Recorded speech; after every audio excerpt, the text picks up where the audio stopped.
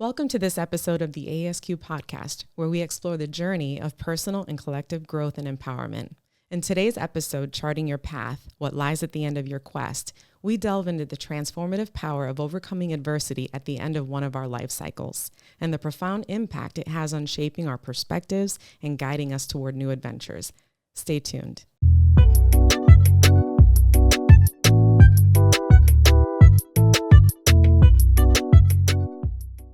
So how are you today? I am good. Yeah. How about yourself? A little bit nervous. Why? Because it's been a little bit since we've done this. Yeah, it's been a minute since we what do you call it? Recorded. I think that we were in a transition stage, which is fitting considering this particular episode that we're talking about, right? So we've come to somewhat an end of our life cycle, right? One of our cycles of our lives, right? Which means the beginning of something new, the beginning of a new quest for us as a collective and as individuals, right? Mm-hmm. So it's always like that trepidation, that idea, that nervousness, starting a new phase, you know, right. Which is kind of like the progression for us, particularly from, I would say more from early adulthood just to a more mature stage of life. That's a good way to put it. I do feel a little more mature. No, it is. I mean, there's people would say that that's associated with a number, but it's really not. No. I mean, I think that the idea really is a psychological. I mean, all that we talk about really is like a mental, psychological development, right? More than it is a physical manifestation of like age and body composition or body deterioration, you know. feeling that as we get older. Yeah, as you get older, your body getting up in the morning right? is a little different nowadays. Yeah. No, it does. It does feel a little bit more awkward, but just a little. Yeah, there's those two aspects, right? Like the physical aspect of changing yourself, but what we're talking about more relates to the psychological changes, psychological and cyclical changes that happens within us, right? Right.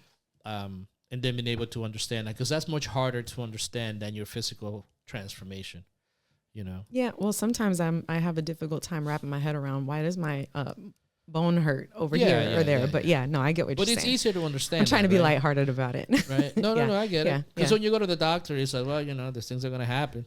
Yeah. You know, you get older. You're it's just like our cyclical life cycles. It's correct. Something that just happens. It comes upon us and we have to embrace it. And the idea is to embrace it. So yeah, the fear that you feel, the trepidation. I mean, yes, we haven't recorded in a while. Yeah. And we'll talk about changes that we've taken in our lives. But it's also the idea of that is fitting because it has to do with the transformation at our stage of our lives. Yeah, definitely. So what we're talking about today is charting your path and what lies at the end of your quest. Correct. Why this title? Because we have to understand that life is a continuous evolution, right? And just like there's cycles in nature, there's also cycles in our lives, right? Mm-hmm. And we have to be aware of those transitions from one cycle to the other. Right. And I think that most of the time, whenever we feel conflict internally and we don't know how to make sense of it, it's because we don't have the information or the knowledge to understand as how we are moving from one stage to another. Right. And because, again, these are mental things that happen, psychological things that happen, emotional things that happen. Mm-hmm. And yes, the more you understand that your life follows the cycle, just like nature follows a cycle, right? The more you understand that and the more you align yourself with that ultimate truth, right, the easier things become.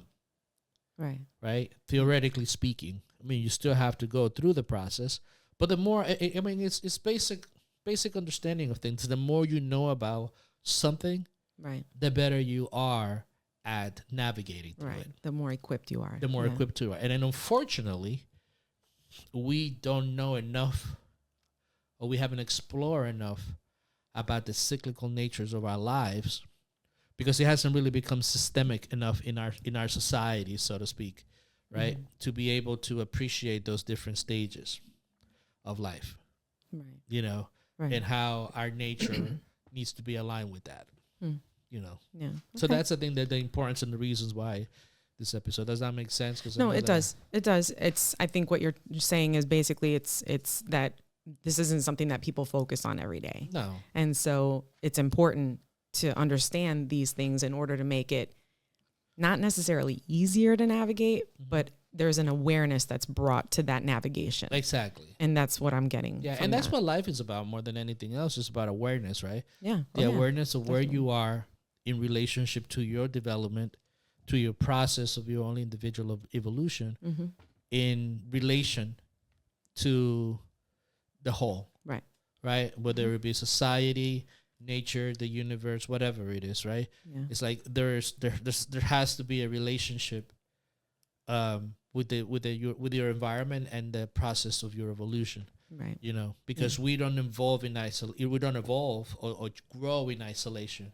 We grow in relationship to our environment and nature, right? And that's something that we really have to be attuned with that, you know. And I'm referring to nature because there's society has its ways, right?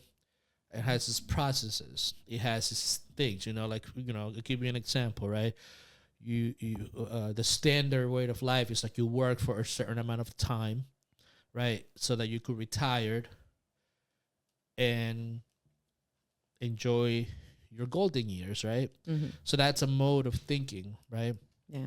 That is prevalent in our society, you know, and we strive and we work hard in places that we sometimes don't enjoy because we have that fear of when we get to those golden years, are we going to have enough to actually stay viable, right?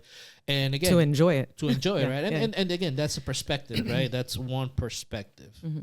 Which is, and again, I'm not condemning it nor condoning it, right? It's just a perspective, right? And to some people, to a lot of people, it works just fine. It's like, well, I don't care about my job. I just don't have enough to retire. Yeah. And that's cool. That's what people think. But there's also other perspectives too, as to how do you live a human life under any circumstance, right? How do you live in comparison to the society that you're in, but still enjoy your life and grow as an individual. Yeah. So it's all a matter of perspective. Yeah. So it's not like there's a wrong way or a bad way. Right. It's just figuring out which perspective works best for you. For you. Yeah. You know. Good. I'm excited about talking about all of this. Yeah. So as usual and in customary fashion, I wanted to start with a quote. I didn't just choose one quote. I got two. Okay. So I'm breaking the rules here, but not that I haven't done that in the past. So, you do what you do. These align very much with what we're going to be discussing today. So the first one is by Alan Watts. Love Alan Watts. I know you do. I there's a, sorry that I interrupt, but this is one of the things that I like to say. It's like, there's an exercise about taking all these different people, right, in your life. And we'll talk about like the models, right? Taking the qualities of all these different peoples, right? And kind of like make a composite of yourself. Oh, right? Yeah. Right? So it's like, to me, like I always wanted to be a composite of Alan Watts, Joseph Campbell, right? Bob Marley, and Carl Jung. Like I just want to be like a mixture of all those four guys and just, How did I know that you'd pick the most philosophical people that you could possibly pick? It's like those four people, if I could just put it all in the pot and mix it all up and then drink it and just become, that's what I love. Those four guys has like always been my, like, your go-tos. My go-to. Oh, Carl Sagan too. But I don't have the scientific mind, but just the way that he explains things and the simplicity of it all. Yeah, that's another dude. There is something about his voice that is very tantalizing. Yes. Yeah. Yeah. Tantalizing. I don't know if that's a bad word. But it's like that. Those five guys. There's others, but like when I always think like if I had to pick my those would be your five, four or top five. Okay. That would be. I would put like I haven't really thought about that. Now that's going to be an exercise for me. Yeah, maybe I'll have that in the next episode. Yeah, we could talk about that in another episode. Like we could talk about what qualities of people around you to bring into your life, like mentors, like people that you look at mentors, after. Yeah. All right, so go on. Sorry. All right. Sorry, I just went on the side. Totally digressed. Okay. Yes. Okay. So this one's by Alan Watts. The art of living is neither careless drifting on the one hand nor fearless clinging to the past on the other. It consists in being sensitive to each moment and regarding it as utterly new and unique, in having the mind open and wholly receptive. That is so deep to me. Mm-hmm. I think that's amazing. Yeah. Because that's the problem, is that we're as individuals, we're so systemic in our thinking that we're not receptive in the moment, in those moments. Yeah. And again, we're not receptive of the changes that take place in our psychology, right. the changes that take place right. in our growth, right. and all that stuff, because we are so either caught up on the past, right, or constantly thinking about the future. Right. Yeah. So we're not here. So when we miss that moment, that we're not really seeing or being receptive to everything like that happens, it's like. And I have so much that I could actually say about that in and of itself, but I know that's not right now. But I do, like I said, I'm cheating. So I have 2 quotes. Sure. The second is by Joseph Campbell, whom I really do love, in a different way than you do. Okay. We must be willing to let go of the life we planned so as to have the life that is waiting for us. Correct. Yeah. And that deep. Yeah, exactly. And I love this quote because it implies a certain level of openness that you need in order to live, to embrace life, right? To embrace life and to embrace the quest of what lies ahead, right? Because that's ultimately like the thing about this episode, right? It's like there's a point in life, right, in which you're no longer bound by your past, right? Like, because the goal of therapy is to be able to just go ahead and deal with the negative beliefs that were brought up by adverse experiences as you were growing up, traumatic experiences that you were growing up, right? So that you could move forward in life, right? The problem is that we start thinking about charting and projecting the way what we want specifically our lives to be, which is not bad in and of itself, right? But the problem lies in which we always want to control the way in which these things manifest, right? The outcome, the how to, right? Yeah. Because at the end of the day, and I love this line from this movie. It's called The King, with Timothée Chalamet. It's on HBO. It's actually a really good movie. It's like Henry V, right? And there's this line in that movie that he says, all plans are speculative. I was like, holy shit. When I heard that word, I was like, huh. Because you could control a lot of things, but there's only a 0.8, 0.9, 0.1% of uncertainty there, right? So in order for us to do that, we have to be able to let things, an aspect we have to let things go.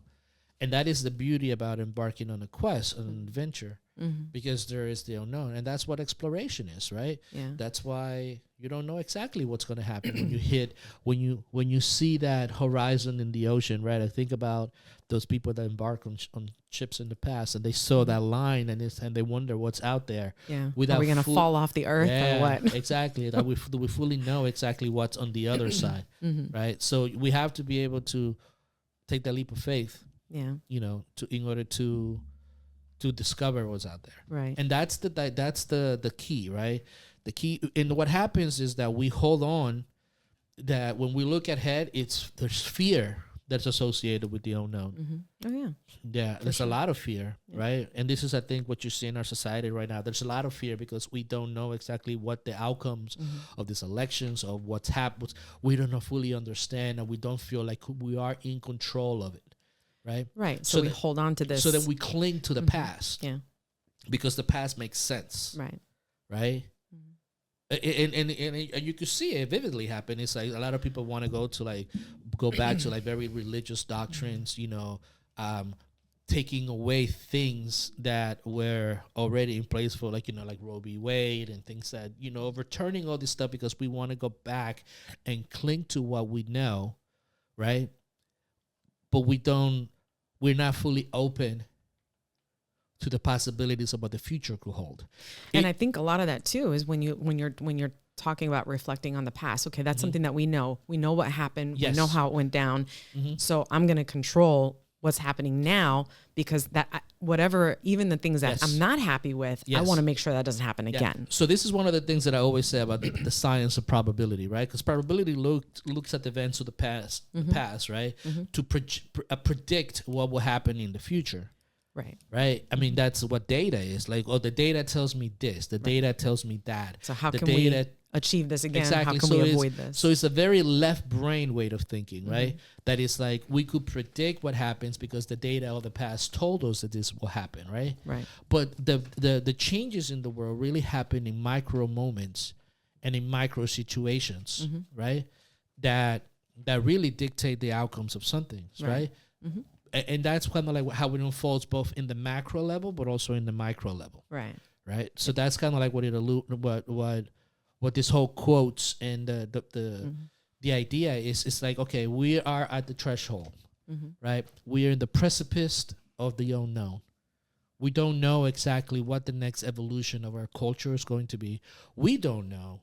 And you're talking from an individual standpoint, you and I, forget about the society as a whole, but as individuals, we have an idea of how we would like our life to be, and but there's going to be, we have to stay open to it, because there'll be situations and opportunities that might change, right? And we have to be open to that. So that's good. I'm glad that you said that, because that's a good segue into this. So I want to be brief about this, because I know we can't. I mean, we could talk all day long about this stuff, but so.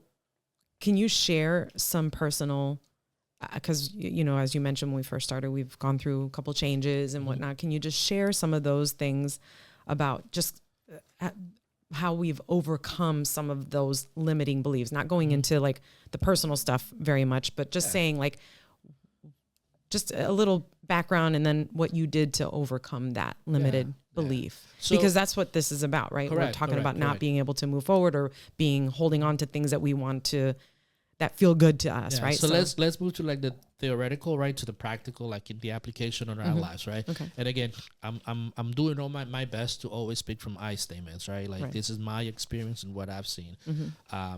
Because everything that we talk about here is suggestive. You either take it or don't take it. It's completely up to you. It's not for everybody. Right? And it's not for everybody. So it's like, it's completely up to you. Right. So personally, in my life, for instance, you know, I had to let go of a lot of ideas that I had in the past, right? And confront a lot of the things that I had in the past. Number one, for instance, professionally wise, like, you know, what I did, being a part of an organization for a certain period of time, and thinking that part of my identity was bound with that, right? And I have to be able to kind of like move that aside. But even deeper than that, I had to go in and say, okay, I had to really explore who I was and what my purpose was, right? And not just the purpose in terms of why am I here, but in terms of purpose of what are the things that fulfill me, and the things that I could share to the world, right? That I could share with others. Right. So then you have to be able to give your life a certain purpose, a certain why you do and act like you do. You know, beyond the material, right? The material is like a consequence of what you decide to do, right? So, for the last year, right, I've gone into different modes of exploration to find out who I was, right? So like, you know, the life coaching and going through the process of becoming a coach and learning about how the importance of making sure that you understand why you do and how you do it. But that was a personal growth stage for me, because I was able to see some beliefs, right? Right. As a consequence of that, then I was able to explore some of my I hate to use the word trauma, right? Because it's just thrown around so easily, right? And then so there are different levels of that trauma, right? Adversities, maybe. But adversities, right? And then the source of the belief system that I have, right? So I had to explore a lot of that, right? And then be able to make sense of it, make sure to understand it, and then be able to replace those habits with new ones, right? Because those negative beliefs are really truly ingrained with us. Yeah. Right? They make it becomes part of our identity.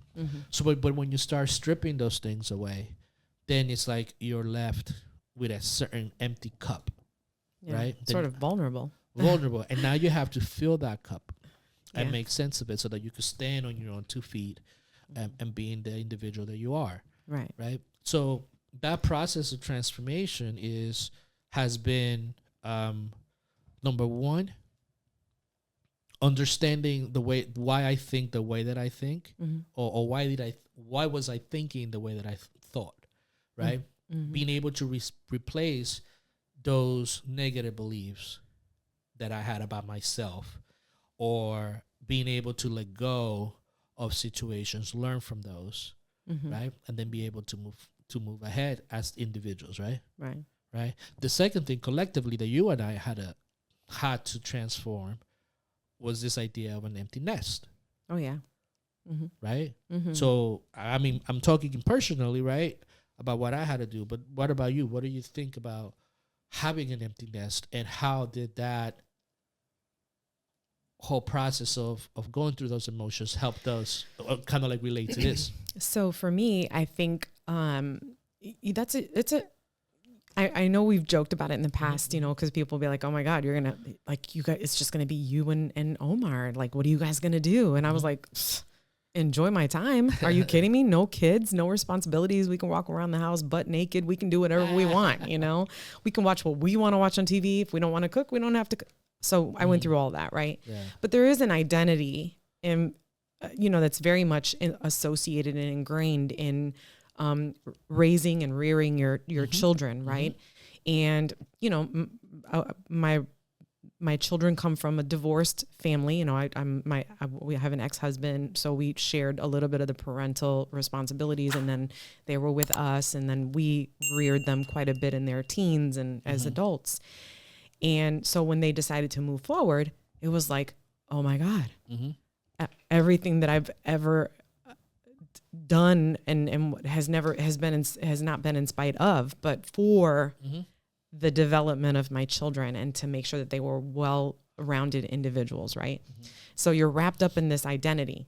And now, for me, when you're asking me this to keep it simple, it's like a snake, and how a snake goes through the process of shedding that skin. Yeah.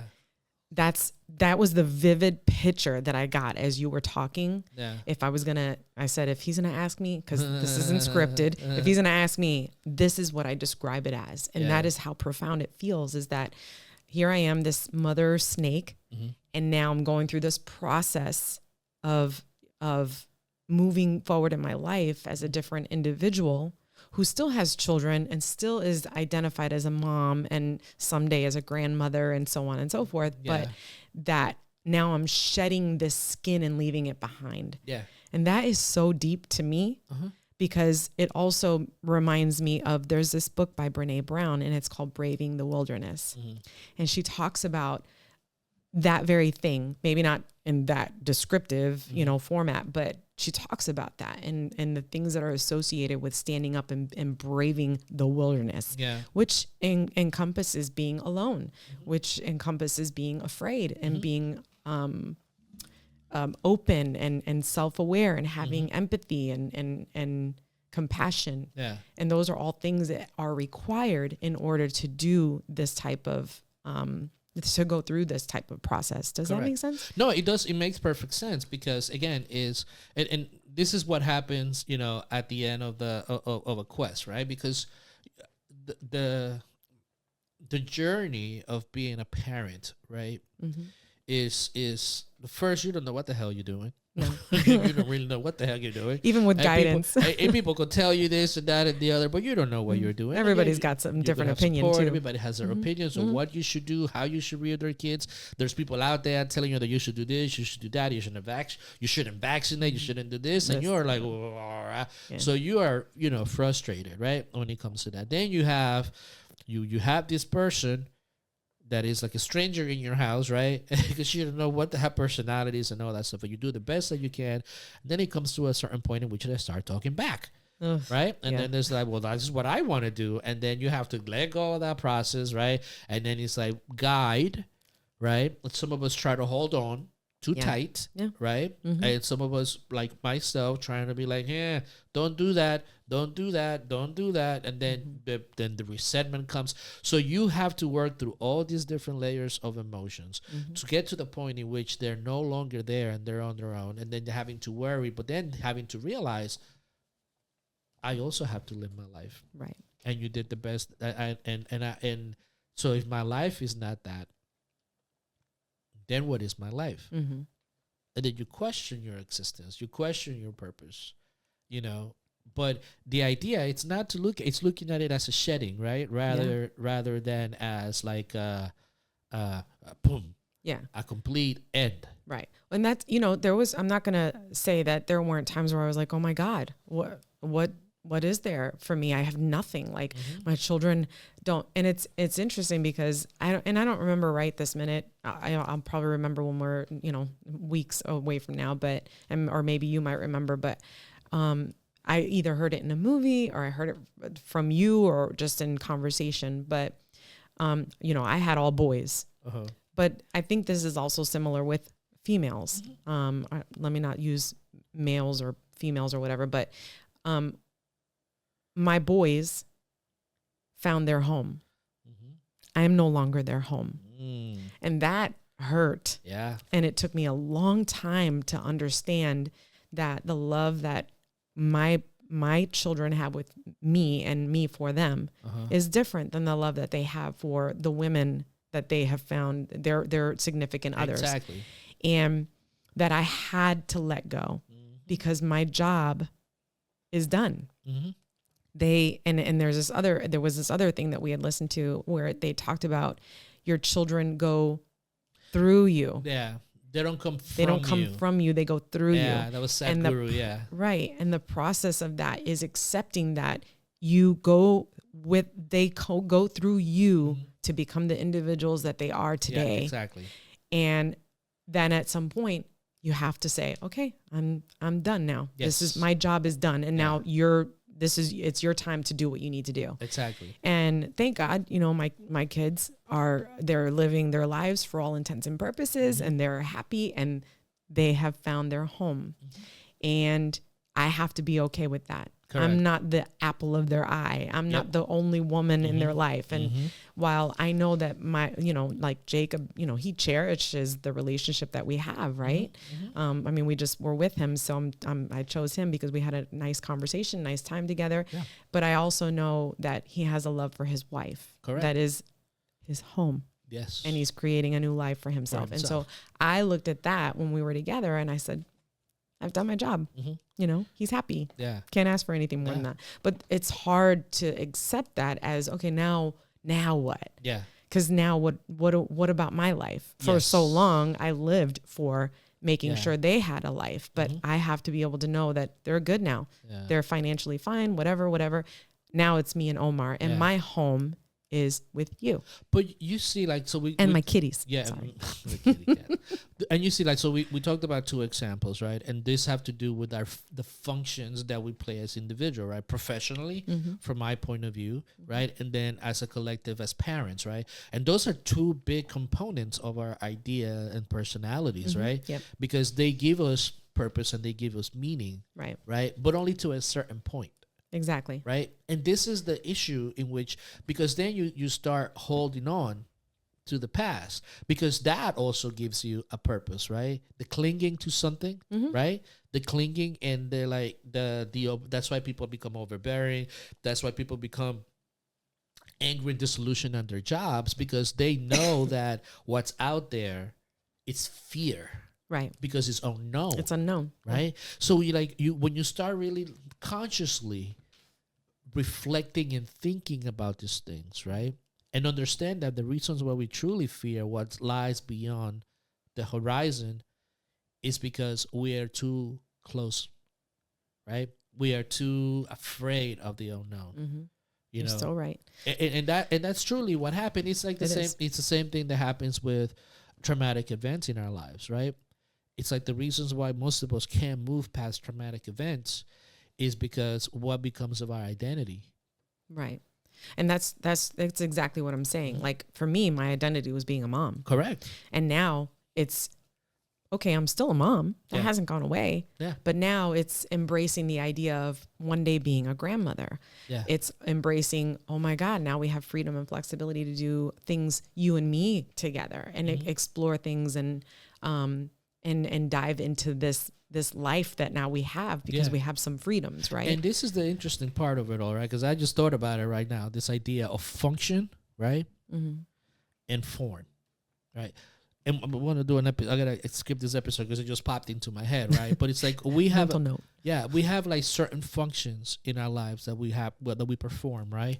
Reproduction, right? Rearing children, or doing that, or birthing an idea and following through, right?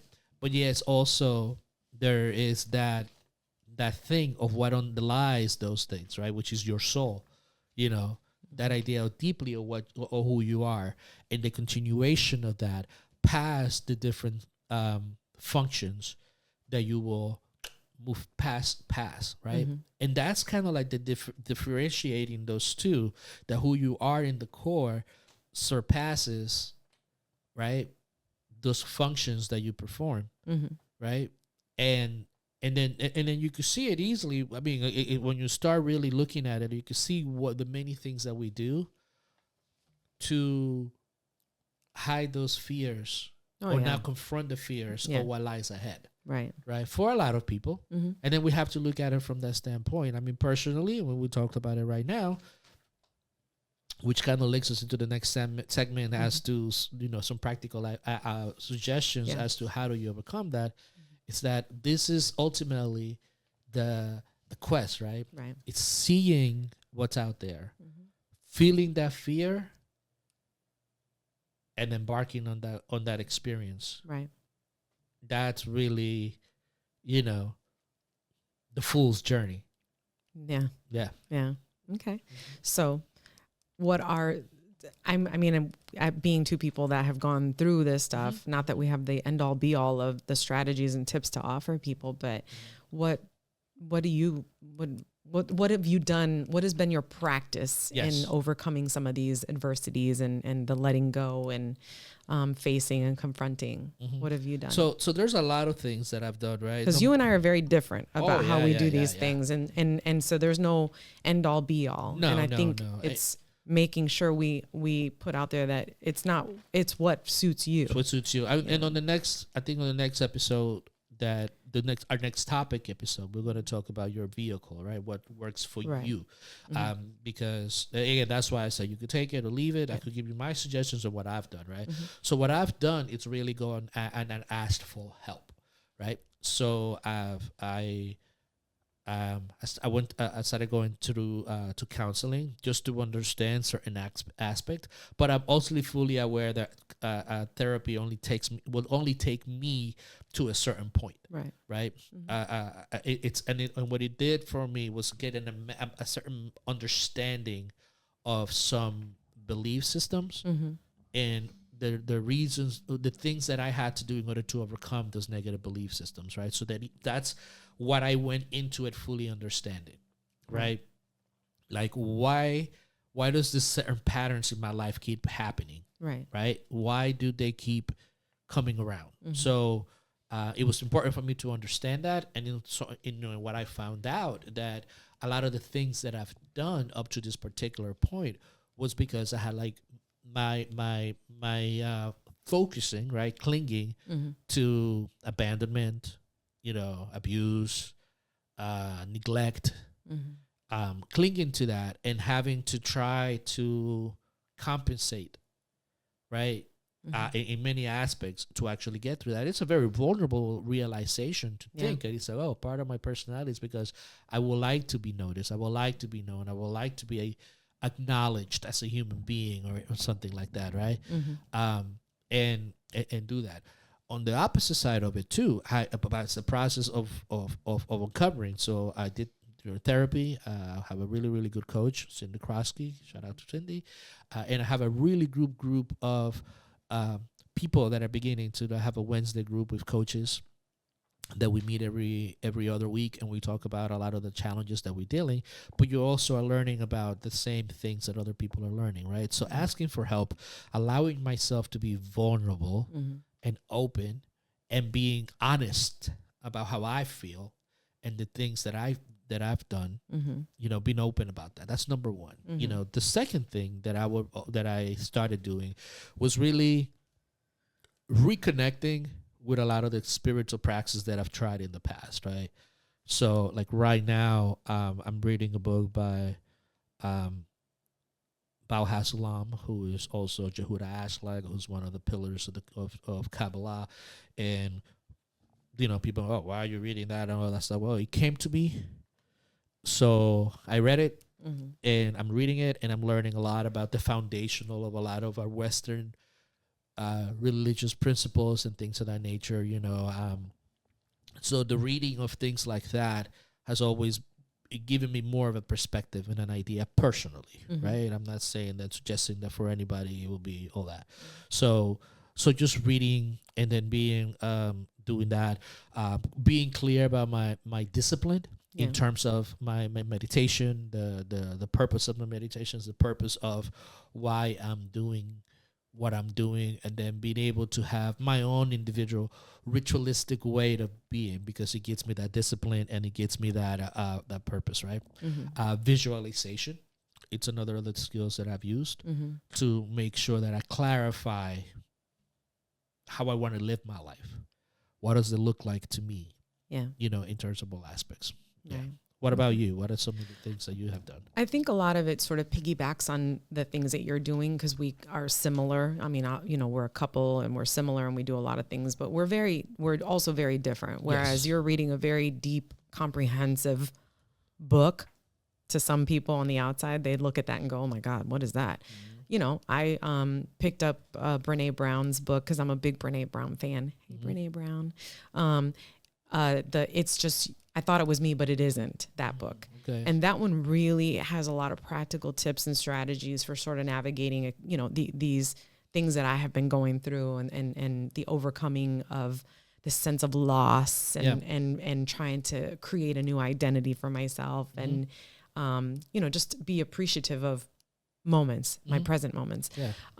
And she talks a lot about vulnerability and, empathy and compassion and things in that book. And it's really, really, for me, very deep. And I highly recommend it to people. All of her books are just amazing if you're looking to transform your perspective and the way that you live on purpose. Yeah. And that's what I want to do, is live on purpose for me, not for other people, but for me. For you. And so I think that a lot of it also has been that I've been trying to be more aware of how I feel in my physical as well. Yeah. So really being mindful of what I eat, and not for the purposes of losing weight or anything, because I'm still the plump, Jessie that I've always been, but doing it just to feel better and to be cognizant of what's happening to my body and being aware. And so that has been another aspect for me personally. And I know that we've done that kind of journey together of, kind of just walking. We're not doing any crazy marathons or whatever, walking and just doing things that keep me aware, keep me present, keep me in the moment. Like that's really my biggest focus. It's interesting that you say that, because one of the things that's always important, right? And one of the things that I'm thankful that I have this particular trait, right, which is always being a lifelong learner, right? Oh, yeah. Always wanting to learn something new, always wanting to understand something, right? And that kind of led me to like the eating changes, right? Like looking at kosher principles and halal principles, right? And the premises of why killing an animal in a certain way and doing certain processes in a certain way is so important, from a humane standpoint, but also from the intake of how understanding energies and how that affects your body. The water intake, the amount of water that you take, the type of food that you intake, and where it comes from. Not in the fattest type of way or in a very regimented type of way, but just being aware, right, of those things. And that idea of educating yourself, not just in terms of, oh, I saw this thing today the Huberman said, so I'm going to do it. Oh, next day Huberman said this, and I'm going to do that. Oh, this, it's not about just changing, but it's about understanding that idea of educated, right, which is drawing from within, so that you always are picking something new, so that you could compare and contrast and say, well, I saw this, but then I'm seeing this and this, and then they're all contradicting each other. So what is the truth behind all these different things? Mm-hmm. So that approach of being a lifelong learner, of having that beginner's mind, right? That beginner's mind of deducing and discriminating when it comes to information that's coming in. That's something that's also has been another tool that I've been developing, another skill that I've been developing and using as I project now more into the future. So, yeah. Okay. Yeah. So I think that all of the things that we've discussed today are really powerful. We talked about visualization and taking care of our bodies and embracing the past, and also, embracing the past, and accepting what has happened, but not being so in control of the outcomes of our future. Correct. And to, live a life that's more on purpose, I guess for me is the bigger thing. When I talk about this with you, I think of that. Like, I just want to be present and I want to live an authentic life. Yeah. And also the idea of truly explore, right? What the potential is, right? Definitely. Because there's this difference between being static and being in motion, right? When you're static, not moving, not progressing, not learning something new, it's like the Shawshank Redemption, right? Get busy living or get busy dying, and yes, we our society, macro, focuses a lot on the gaining of material things and gaining of stuff, right? Which is, again, not bad in and of itself. If that's what you want. That's what you want. No condemnation here, right? But there's also, from what we focus on, it's also that idea of what are you gaining and growing from your soul standpoint, right? And that idea of mind, body, and spirit. Definitely. Okay. Yep. Definitely. Cool.